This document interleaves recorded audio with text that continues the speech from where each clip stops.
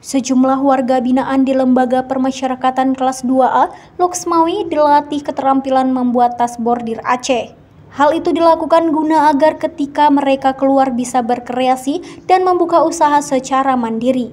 Warga binaan yang didominasi oleh kaum Hawa itu mulai lincah dan aktif dalam membuat berbagai jenis motif, termasuk bordir pintu Aceh. Salah seorang narapidana, Maulina Zahra, mengatakan sebelum masuk ke lapas dirinya sama sekali tidak mengerti cara memegang mesin jahit, namun saat ini dirinya sudah bisa menghasilkan karya dari tangan sendiri. Belajar dari nol? Iya, dari nol. Soalnya dari luar tuh nggak pernah pegang mesin. Bahkan kami tuh nggak yakin kalau bisa pegang mesin, tapi alhamdulillah di sini bisa. Berapa bulan belajar? 1 bulan pembinaan. 1 bulan ya? Oh ya. Nanti ke depan apa ada rencana buka? Ya, insya Allah kalau ada rezeki nanti kita buka souvenir kayak gini aja. Kalau keluar di sini, Pak. Iya.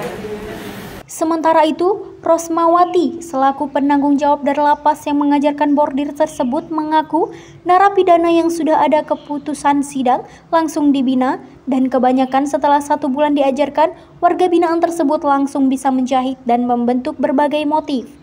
Tas hasil karya warga binaan, sambung Rosmawati, diambil langsung oleh penampung dengan harga Rp30.000 hingga Rp200.000 tergantung jenis dan kualitasnya. Ia menambahkan, nanti pendapatannya juga akan dibagi kepada warga binaan itu.